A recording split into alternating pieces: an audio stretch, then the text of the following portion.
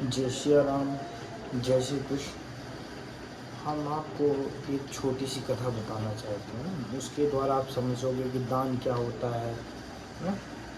तो एक समय की बात है, द्वापर की, जब महाभारत हुआ। महाभारत तो आप सबने सुना होगा।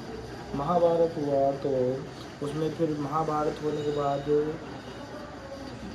युधिष्ठिर जी ने यज्ञ करवाया था। यज्ञ हुआ, यज्ञ सफल होने के बाद जब युधिष्ठिर जी ने दान दिया, सोना ही सोना, हर तरफ सोना ही सोने का दान, हर चारों तरफ सोना सोना सोना, बहुत सोना दान किया, सब कुछ दान कर दिया अपना। दान करने के बाद वहाँ एक नेवला आया, ये कथा शायद ही आपने सुनी होगी। वहाँ नेवला आया जिसका शरीर आधा सोने का था। हवन कुंड की जो राख थी उसमें जाके वो लौट के हंसने लगा, लेट के उसमें जाके लेटा और हंसने लगा। तो भैया वहाँ जो सब लोग थे, सब लोगों ने उससे पूछा कि भैया क्यों क्यों हंस रहे हो आप, कोई रीज़न होगा, कोई कारण होगा हंसने का। तो नेवले ने बोला कि ये कोई दान नहीं है, इन्होंने दान ही नहीं किया, कुछ भी दान नहीं किया।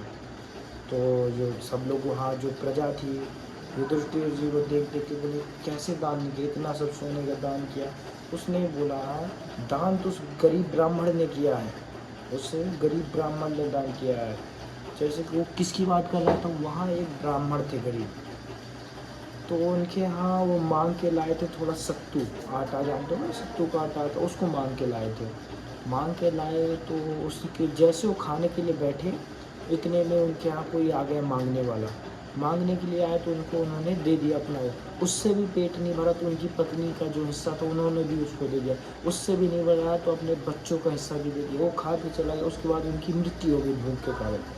भूख के कारण जब उनके परिवार की मृत्यु हो गई तो वही नेवला वहाँ गया, उनका जो बचा हुआ था, फैला हुआ था, वो खाने का, उसका शरीर आधा सोने का हो गया।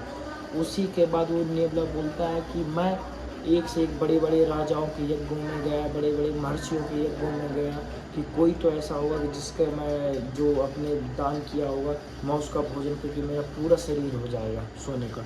लेकिन उसका शरीर कहीं भी नहीं हुआ। जब राजा युधिष्ठिर जी को समय आया, उनका मुंह खत्म हुआ अच्छे तरीके की, भैया मैं कुछ नहीं हूँ देने वाला तो परमात्मा है। इसीलिए कभी भी आप कुछ भी काम करें या दान करें तो कभी भी अहंकार मत करें, देने वाला केवल परमात्मा है। अपन लोग तो एक निमित्त हैं उनके लिए काम करने के लिए, इसीलिए अहंकार कभी नहीं करना चाहिए। जय श्री राम।